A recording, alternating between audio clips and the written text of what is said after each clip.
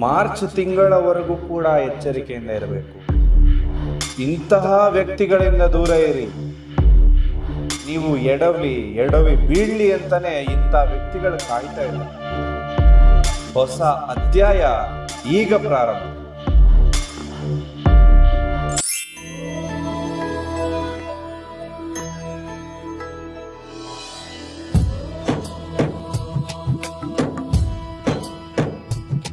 ಹಣಕಾಸು, ಮದುವೆ, ದಾಂಪತ್ಯ, ಪ್ರೀತಿ ಪ್ರೇಮ ಸಮಸ್ಯೆಗಳು, ಜೀವನದಲ್ಲಿ ನೆಮ್ಮದಿ ಇಲ್ಲದಿರುವುದು, ವ್ಯಾಪಾರ ಅಭಿವೃದ್ಧಿ, ಮನೆಯ ವಾಸ್ತು ಹಾಗೂ ಇನ್ನಿತರ ಸಮಸ್ಯೆಗಳಿಗೆ ಶಾಸ್ತ್ರೋಕ್ತ ಮತ್ತು ಶಾಶ್ವತ ಪರಿಹಾರವನ್ನ ತಿಳಿಸಿಕೊಡುತ್ತಾರೆ. ಗುರೂಜಿಯವರ ಅಪಾಯಿಂಟ್ಮೆಂಟ್ಗಾಗಿ ಕರೆ ಮಾಡಿ. ಗುರುದೇವ್, ಕಟಕ ರಾಶಿಯವರ 2026ನೇ ಸಾಲಿನ ವರ್ಷ ಭವಿಷ್ಯ ಯಾವ ರೀತಿ ಇರುತ್ತೆ, ಯಾವ ಕೆಲಸಗಳನ್ನ ಮಾಡೋದು ನಿಮಗೆ ಅದೃಷ್ಟವನ್ನ ಕೊಡುತ್ತೆ, ಹಾಗೆ ಯಾವ ವೃತ್ತಿಯಲ್ಲಿರುವವರಿಗೆ ಲಾಭದಾಯಕವಾಗಿರುತ್ತೆ, ಎಲ್ಲವನ್ನ ಕೂಡ ಪರಿಪೂರ್ಣವಾಗಿ ತಿಳಿಸ್ಕೊಡ್ತಾ ಇದ್ದೇನೆ ಪರಿಹಾರಗಳ ಸಮೇತವಾಗಿ. ಒಂದು 12ರಿಂದ 14 ನಿಮಿಷಗಳ ಸಮಯವನ್ನ ತೆಗೆದುಕೊಂಡು ಈ ವಿಡಿಯೋವನ್ನ ನೋಡಿ. ಈ ವಿಡಿಯೋದಲ್ಲಿ ಬಹುಮುಖ್ಯವಾಗಿ 2026 ನಿಮ್ಮದು ಸಕ್ಸಸ್ ಆಗ್ಲಿಕ್ಕೆ ಯಾವ ಟಿಪ್ಸ್ ನ ನೀವು ಫಾಲೋ ಮಾಡಬೇಕು ಅಂತ ಹೇಳಿ ಪರಿಪೂರ್ಣವಾಗಿ ತಿಳಿಸ್ಕೊಟ್ಟಿದ್ದೇನೆ. ಮೊದಲನೇ ಸಾರಿ ನಮ್ಮ ಚಾನೆಲ್ಗೆ ಬಂದಿದ್ರೆ ದಯವಿಟ್ಟು ಸಬ್ಸ್ಕ್ರೈಬ್ ಮಾಡಿಕೊಂಡು ಪಕ್ಕದಲ್ಲಿರುವ ಬೆಲ್ ಐಕಾನ್ ಕೂಡ ಕ್ಲಿಕ್ ಮಾಡ್ಕೊಳ್ಳಿ. ಇದರಿಂದಾಗಿ ಕಟಕ ರಾಶಿ ಅಪ್ಡೇಟ್ ಗಳನ್ನ ಮೊದಲು ನೀವೇ ಪಡ್ಕೊಳ್ಬಹುದು. ವಿಶೇಷವಾಗಿ ನಿಮ್ಮೆಲ್ಲರಿಗೂ ಕೂಡ ಒಂದು ಯಂತ್ರವನ್ನ ಕೊಡ್ತಾ ಇದ್ದೇನೆ. ಈ ಯಂತ್ರವನ್ನ ನೀವು ಡೌನ್ಲೋಡ್ ಮಾಡ್ಕೊಳ್ಳಿ. ಡೌನ್ಲೋಡ್ ಮಾಡಿ ಪ್ರಿಂಟ್ಔಟ್ ತಗೊಂಡು ನಿಮ್ಮ ಪರ್ಸ್ನಲ್ಲಿ ಇಟ್ಕೊಳ್ಳೋದ್ರಿಂದ ಈ ವರ್ಷ 2026 ನಿಮಗೆ ಬಹುಮುಖ್ಯವಾಗಿ ಲಾಭದಾಯಕವಾಗಿರುತ್ತೆ. ನೀವು ಅಂದುಕೊಂಡ ಕೆಲಸ ಕಾರ್ಯಗಳೆಲ್ಲವೂ ಕೂಡ ಸುಗಮವಾಗಿ ನಡೆಯುತ್ತದೆ. ಹಾಗೆ ಸಾಲ ಬಾಧೆ ಎಲ್ಲ ಸಮಸ್ಯೆಗಳ ನಿವಾರಣೆಗೆ ವಿಶೇಷ ಯಂತ್ರವನ್ನ ಡೌನ್ಲೋಡ್ ಮಾಡಿ ಪ್ರಿಂಟ್ಔಟ್ ತಗೊಂಡು ನಿಮ್ಮ ಪರ್ಸ್ನಲ್ಲಿ ಇಟ್ಕೊಳ್ಳಿ. ಇದನ್ನ ಹೇಗೆ ಪಡ್ಕೊಳ್ಳೋದು, ಈ ಯಂತ್ರವನ್ನ ಹೇಗೆ ಪಡ್ಕೊಳ್ಳೋದು ಅಂದ್ರೆ, ವಿಶೇಷವಾಗಿ ಒಂದು ದಿನ ಭವಿಷ್ಯದ ಅಪ್ಡೇಟ್ಗಳನ್ನ ನಮ್ಮ ಒಂದು ವಾಟ್ಸ್ಆ್ಯಪ್ ಮುಖಾಂತರದಲ್ಲಿ ನಾವು ನೀಡ್ತಾ ಇದ್ದೇವೆ. ತಾವೆಲ್ಲರೂ ಕೂಡ ಈ ಡಿಸ್ಕ್ರಿಪ್ಷನ್ ನಲ್ಲಿ ಅಥವಾ ಕಮೆಂಟ್ ಸೆಕ್ಷನ್ ಅಲ್ಲಿ ಹೋಗಿ ಮೊದಲಿರುವಂತಹ ಲಿಂಕ್ ಮೇಲೆ ಕ್ಲಿಕ್ ಮಾಡಿದ್ರೆ ನಮ್ಮ ವಾಟ್ಸಪ್ ಕಮ್ಯುನಿಟಿಗೆ ನೀವೆಲ್ಲರೂ ಕೂಡ ಜಾಯಿನ್ ಆಗ್ಬೋದು. ಇದರಿಂದಾಗಿ ನಿಮ್ಮ ದಿನ ಭವಿಷ್ಯದ ಅಪ್ಡೇಟ್ಗಳನ್ನು ನೇರವಾಗಿ ನಿಮ್ಮ ವಾಟ್ಸಪ್ನಲ್ಲೇ ಪಡ್ಕೊಳ್ಬೋದು. ಜೊತೆಗೆ ಈ ವಿಶೇಷ ಯಂತ್ರವನ್ನ ಕೂಡ ನೀವು ವಾಟ್ಸಪ್ ಮುಖಾಂತರ ಡೌನ್ಲೋಡ್ ಮಾಡಿಕೊಂಡು ನಿಮ್ಮ ಪರ್ಸ್ನಲ್ಲಿ ಇಟ್ಕೊಳ್ಳಿ. ಎಲ್ಲರಿಗೂ ಕೂಡ ಶುಭವಾಗ್ಲಿ. ಇನ್ನು ಈ ವರ್ಷ ಇರುವಂತಹ ಒಂದಷ್ಟು ಗ್ರಹಗತಿಗಳ ಸಂಚಾರ ಫಲವನ್ನ ನೋಡ್ಕೊಂಡು ಆನಂತರ ಭವಿಷ್ಯದ ಕಡೆ ಹೋಗೋದಾಯ್ತು ಅಂದ್ರೆ, ಜೂನ್ 8ರಂದು ಗುರುಗ್ರಹ ಮಿಥುನ ರಾಶಿಯಿಂದ ಕಟಕ ರಾಶಿಯ ಪ್ರವೇಶವನ್ನ ಮಾಡ್ತಾನೆ. ಅಕ್ಟೋಬರ್ 31ಕ್ಕೆ ಕಟಕ ರಾಶಿಯಿಂದ ಸಿಂಹ ರಾಶಿಯ ಪ್ರವೇಶ ಮಾಡತಕ್ಕಂಥದ್ದು. 2026 ಡಿಸೆಂಬರ್ 13ಕ್ಕೆ ವಕ್ರೆಯಾಗುವ ಸಾಧ್ಯತೆ ಕೂಡ ಇರ್ತದೆ. ಶನಿಗ್ರಹ ಇಡೀ ವರ್ಷ ಮೀನರಾಶಿಯಲ್ಲೇ ಇರುವಂತದ್ದು. ಇನ್ನು ರಾಹು ಗ್ರಹ ಡಿಸೆಂಬರ್ 5ಕ್ಕೆ ಮಕರ ರಾಶಿಯ ಪ್ರವೇಶ ಮಾಡ್ತಾನೆ. ಇನ್ನು ಅದೇ ದಿನ ಕೇತು ಗ್ರಹ ಕಟಕ ರಾಶಿಯ ಪ್ರವೇಶವನ್ನ ಮಾಡ್ತಾನೆ. ಈ ಸಂಚಾರಗಳು ನಿಮ್ಮ ರಾಶಿಗೆ ಹೇಗೆ ಪರಿಣಾಮವನ್ನ ಕೊಡುತ್ತೆ ಅಂತಕ್ಕಂಥದ್ದನ್ನ ನೋಡೋಣ. ಕಟಕ ಅಂದ್ರೆ ರಾಶಿಯಾಧಿಪತಿಯಾಗಿರುವವನು ಚಂದ್ರ ಅಂದ್ಕೂಡ್ಲೆ ಶಾಂತ ಸ್ವಭಾವ ಅಂತಕ್ಕಂಥದ್ದು ನಮ್ಮ ಮನಸ್ಸಿಗೆ ಬರುವಂತಹ ವಿಚಾರ. ಈ ವ್ಯಕ್ತಿಗಳನ್ನ ನೋಡಿದ್ರೆ ಹೊರಗಿಂದ ಏನಪ್ಪ ಇವರು ನೋಡೋದಕ್ಕೆ ಇಷ್ಟು ರಫ್ ಅಂಡ್ ಟಫ್ ಆಗಿದ್ದಾರೆ ಅಂತ ಅನ್ಸುತ್ತೆ. ಬಟ್ ಒಳಗಡೆ ಇರುವಂತದ್ದು ಮೃದುವಾದ ಮಗುವಿನಂತ ಮನಸ್ಸು. ತಮ್ಮ ಕುಟುಂಬ ಅಂತಕ್ಕಂಥದ್ದು ಇವರಿಗೆ ಪ್ರಾಮುಖ್ಯತೆ ಇರುವಂತಹ ವಿಚಾರ. ಕುಟುಂಬದವರು ಅಥವಾ ಕುಟುಂಬಕ್ಕೆ ಪ್ರಾಣವನ್ನ ಬೇಕಾದ್ರೂ ತ್ಯಾಗ ಮಾಡುವಂತಹ ಹೃದಯವಂತರು ಈ ಒಂದು ಕಟಕ ರಾಶಿಯವರಾಗಿರ್ತಾರೆ. ಅವರ ಕುಟುಂಬದ ಸಂತೋಷವೇ ಇವರಿಗೆ ಅತ್ಯಂತ ಮುಖ್ಯವಾಗಿರ್ತಕ್ಕಂಥದ್ದು. ಇವರು ಯಾರನ್ನ ಕೂಡ ಅಷ್ಟು ಸುಲಭವಾಗಿ ನಂಬೋದಿಲ್ಲ.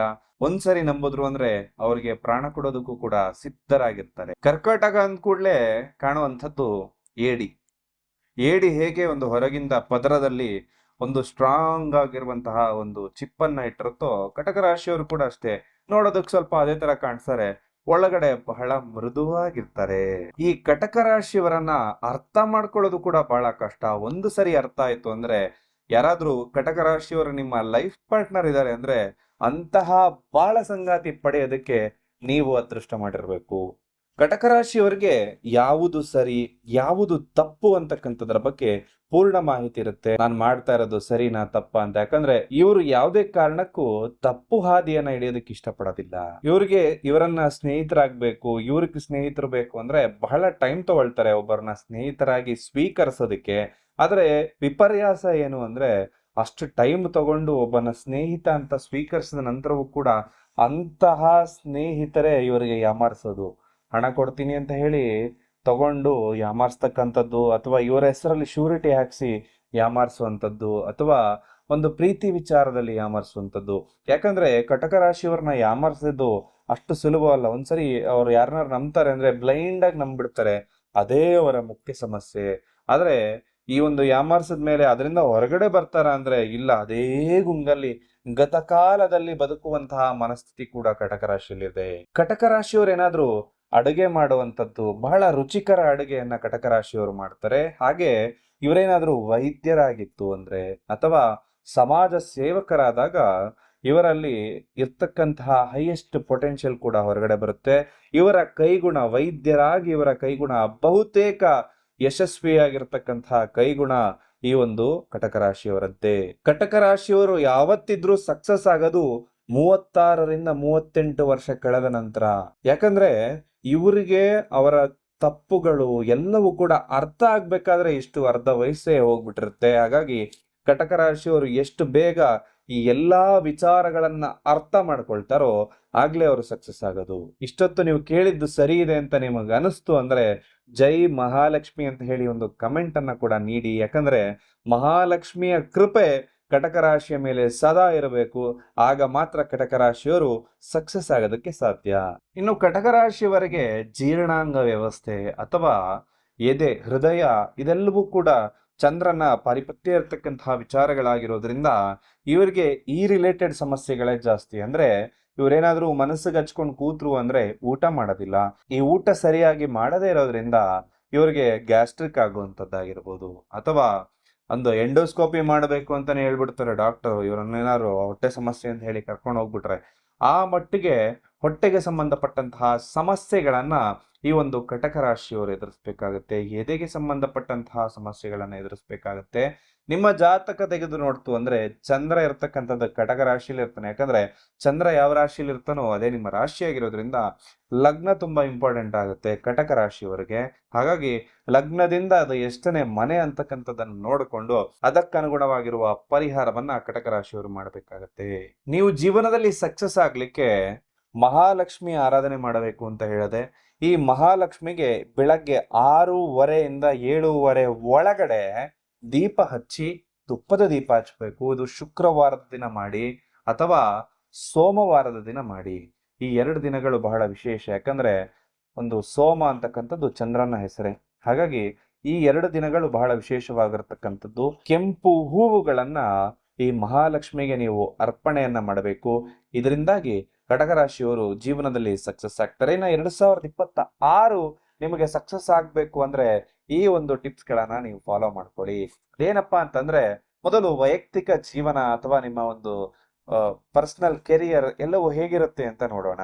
ಇನ್ನು ಕಟಕ ರಾಶಿಯವರು ಸಾಮಾನ್ಯವಾಗಿ ಪೋಷಕ ಮನೋಭಾವದ ವ್ಯಕ್ತಿಗಳು. ಅಂದ್ರೆ ನರ್ಚರಿಂಗ್ ಅಂತ ಹೇಳುವಂಥದ್ದು. ಒಂದು ಮಗುವನ್ನ ಯಾವ ತರ ಪಾಲನೆ ಪೋಷಣೆ ಮಾಡ್ತೇವಲ್ಲ, ಆ ಗುಣ ಸ್ವಭಾವ ಕಟಕ ರಾಶಿಯಲ್ಲಿ ಜಾಸ್ತಿ ಇರುತ್ತೆ. ಅದಕ್ಕೆ ಹೇಳಿದ್ದು ಡಾಕ್ಟರ್ ಅಥವಾ ನರ್ಸ್ ಆಗಿದ್ದಾಗ ಸಕ್ಸಸ್ ಆಗ್ತೀರಿ ಅಂತ ಹೇಳಿ.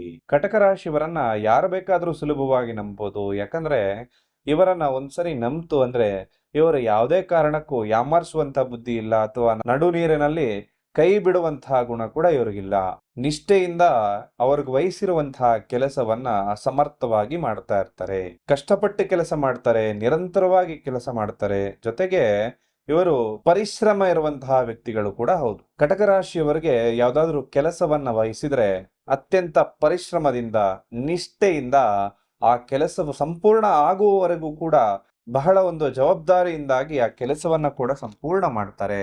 ಕಟಕ ರಾಶಿಯವರಿಗೆ 2026 ಬಗ್ಗೆ ಹೇಳೋದಾಯ್ತು ಅಂದ್ರೆ ಬುದ್ಧಿವಂತಿಕೆಯ ವರ್ಷ ಅಂತ ಹೇಳ್ತೇನೆ. ನಿಮ್ಮ ಬುದ್ಧಿಯನ್ನ ನೀವು ಎಷ್ಟು ಚೆನ್ನಾಗಿ ಉಪಯೋಗಿಸ್ತಿರೋ ಅಷ್ಟು ಚೆನ್ನಾಗಿ ನೀವು 2026ರಲ್ಲಿ ಅಭಿವೃದ್ಧಿ ಆಗ್ತೀರಿ. ಪ್ರಮೋಷನ್ ನ ಇಷ್ಟು ವರ್ಷ ನೀವು ಹುಡುಕೊಂಡು ಹೋಗ್ತಾ ಇದ್ರಿ, ಇನ್ನು ಮೇಲೆ ನಿಮ್ಮ ಪರಿಶ್ರಮವನ್ನ ಗುರುತಿಸಿ ಪ್ರಮೋಷನ್ ನಿಮ್ಮನ್ನ ಹುಡುಕೊಂಡು ಬರುತ್ತೆ. ಹೊಸ ವ್ಯಾಪಾರ ವ್ಯವಹಾರಗಳನ್ನ ಮಾಡಿಸ್ಲಿಕ್ಕೆ ಆಗಸ್ಟ್ ತಿಂಗಳು ಸೂಕ್ತವಾದ ತಿಂಗಳಾಗಿರುತ್ತೆ. ಆ ಸಂದರ್ಭದಲ್ಲಿ ಹೊಸ ವ್ಯವಹಾರಗಳನ್ನ ನೀವು ಮಾಡ್ಕೊಳ್ಳಿ. ವೃತ್ತಿಯಲ್ಲಿ ನಿಮಗೆ ಹಣಕಾಸಿನ ಒಳಹರಿವು ಅಂದ್ರೆ ಕ್ಯಾಶ್ ಫ್ಲೋ ಅಂತಕ್ಕಂಥದ್ದು ಇನ್ಕ್ರೀಸ್ ಆಗುತ್ತೆ. ಅದು ಅಭಿವೃದ್ಧಿಯ ಕಡೆ ನಿಮ್ಮನ್ನ ಕರ್ಕೊಂಡು ಹೋಗುತ್ತೆ. ಇನ್ವೆಸ್ಟ್ಮೆಂಟ್ ಮಾಡಿರುವಂತಹವರು ಕಟಕ ರಾಶಿಯಲ್ಲಿ ಸ್ವಲ್ಪ ಎಚ್ಚರಿಕೆಯಿಂದ ಇರಬೇಕು. ಸ್ವಲ್ಪ ಶೇರ್ ಮಾರ್ಕೆಟ್ ಈ ವರ್ಷ ಸ್ವಲ್ಪ ಏರಿಳಿತಗಳನ್ನ ನೋಡೋದ್ರಿಂದ ಸ್ವಲ್ಪ ಶೇರ್ ಮಾರ್ಕೆಟ್ ಅಲ್ಲಿ ಇನ್ವೆಸ್ಟ್ ಮಾಡಿರುವಂತವ್ರು ಬಹುತೇಕ ಎಚ್ಚರಿಕೆಯಿಂದ ಇರಬೇಕು. ಎಚ್ಚರಿಕೆ ಬರೀ ನಿಮ್ಮ ಶೇರ್ ಮಾರ್ಕೆಟ್ ಮೇಲೆ ಅಲ್ಲದೆ ನಿಮ್ಮ ಖರ್ಚುಗಳ ಮೇಲೂ ಕೂಡ ಇರಬೇಕು. ಯಾಕಂದ್ರೆ ಅನಗತ್ಯ ಖರ್ಚುಗಳು ನೀವು ಮಾಡುವಂತಹ ಒಂದಷ್ಟು ಕಾಂಬಿನೇಷನ್ ಕೂಡ ಇರುವಂತದ್ದು. ಹಾಗಾಗಿ ನಿಮ್ಮ ಭವಿಷ್ಯದ ಬಗ್ಗೆ ಯೋಚನೆ ಮಾಡಿ. ಬಹಳ ಟೈಮ್ ನಿಮ್ಮ ಫ್ಯಾಮಿಲಿ, ನಿಮ್ಮ ಮಕ್ಕಳು ಎಲ್ಲಾನ ಯೋಚನೆ ಮಾಡ್ತಾ ಇರ್ತೀರಿ, ಆದ್ರೆ ಅನಗತ್ಯ ಖರ್ಚನ್ನ ಯಾವುದೇ ಕಾರಣಕ್ಕೂ ಈ ವರ್ಷ ಮಾಡೋದಕ್ಕೆ ಹೋಗ್ಬೇಡಿ.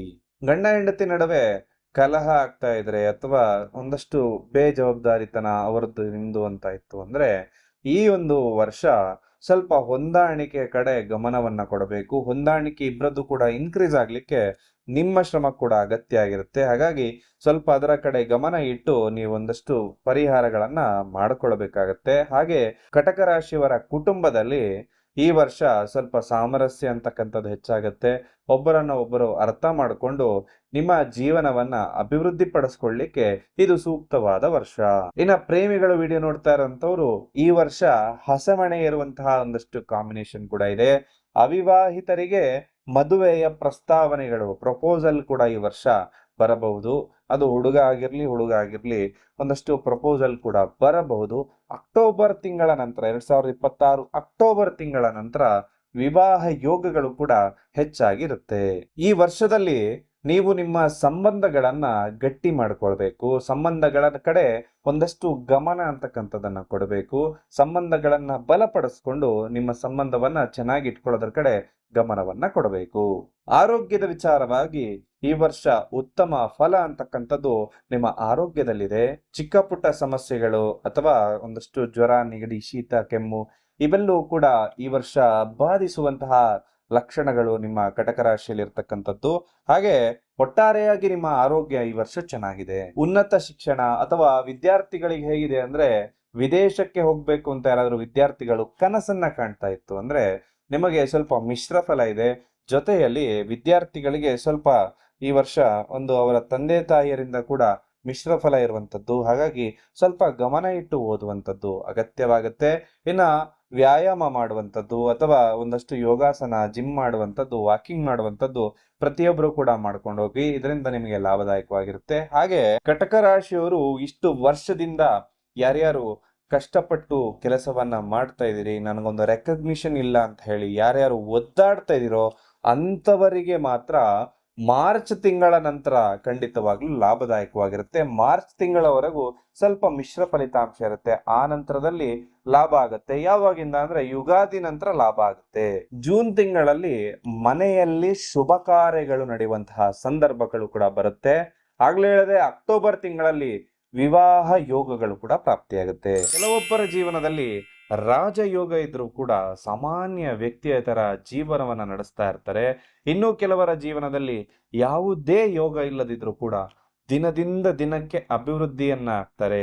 ಅದಕ್ಕೆ ಮೂಲ ಕಾರಣ ಏನಪ್ಪಾ ಅಂತ ನೋಡೋದಾಯ್ತು ಅಂದ್ರೆ, ನಾವು ಯಾವ ದಾರಿಯಲ್ಲಿ ಹೋದ್ರೆ ಸಕ್ಸಸ್ ಆಗ್ತೀನಿ ಅಂತ ಹೇಳಿ ಅವರ ಜಾತಕದಲ್ಲಿ ಇರುತ್ತೆ. ಅದನ್ನ ನೋಡಿ ಅವರು ಆ ದಾರಿಯಲ್ಲಿ ಹೋಗಿರ್ತಾರೆ. ಅದರಿಂದಾಗಿ ಅವರ ಜೀವನ ಅಭಿವೃದ್ಧಿ ಆಗಿರುತ್ತೆ. ನೀವು ಕೂಡ ನುರಿತ ಜ್ಯೋತಿಷ್ಯರ ಹತ್ರ ನಿಮ್ಮ ಜಾತಕಗಳನ್ನ ತೋರಿಸಿ ನಿಮಗೆ ಆಗುವಂತಹ ಸೂಟೇಬಲ್ ಕೆಲಸ ಯಾವುದು, ನಿಮಗೆ ಸೂಟ್ ಆಗುವಂತಹ ನಂಬರ್ ಯಾವುದು, ನಿಮಗೆ ಸೂಟ್ ಆಗುವಂತಹ ಬಣ್ಣ ಯಾವುದು ಅಂತ ತಿಳ್ಕೊಂಡು ಅದನ್ನ ನಿಮ್ಮ ಜೀವನದಲ್ಲಿ ಬಳಸ್ಕೊಳ್ಳಿ.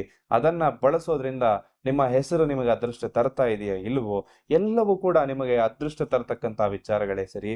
ಹಾಗಾಗಿ ಇದನ್ನ ಪರಿಶೀಲನೆ ಮಾಡಿಕೊಳ್ಳಿ. 2025ರಲ್ಲಿ ನಿಮ್ಮ ಕೆಲಸ ಕಾರ್ಯಗಳು ಹಾಳಾಗ್ಲಿಕ್ಕೆ ಅಥವಾ ಕೊನೆ ಹಂತದವರೆಗೂ ಬಂದು ನಿಮ್ಮ ಕೆಲಸಗಳು ಕೆಡಲಿಕ್ಕೆ ಮೂಲ ಕಾರಣಗಳೇನು ಅಂತ ಗೊತ್ತಾ?